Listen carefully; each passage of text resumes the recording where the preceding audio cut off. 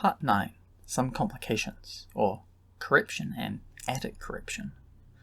Earlier we talked about what makes a syllable long or short. The truth is that sometimes reality is more complicated than that. There are a number of complications that can also affect how long a syllable takes to say, and thus whether it is long or short.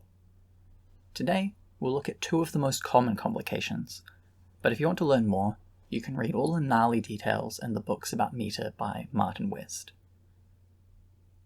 Firstly, correption. When there are two vowels in a row, sometimes they affect each other. A long vowel or diphthong followed by another vowel will often shorten.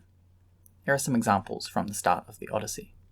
Andra moyenepe musa. The oi of moi gets shortened because it's followed by an epsilon. Then, plankte pitroies.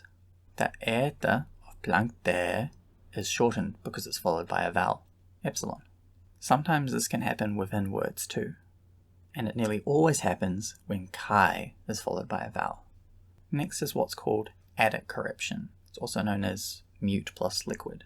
Mute consonants, also called stop consonants or plosive consonants, are kappa, chi, gamma, tau, theta, delta, pi, phi, and beta. When one of these is followed by a liquid, lambda or rho, or less frequently by a nasal, mu or nu, the cluster can often be pronounced as a group, and thus it only counts as one consonant for metrical purposes. For example, kl, tr, pn, thm. So, tekna could be tekna, which is two shorts, rather than tekna, which is a long and a short.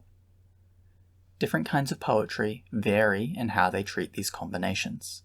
Very generally, though, it is more frequently long in early poetry, mixed in tragedy, and nearly always short in Attic comedy. To help you remember the consonants that are involved in this effect, the phrase packet of minerals might be helpful to memorize.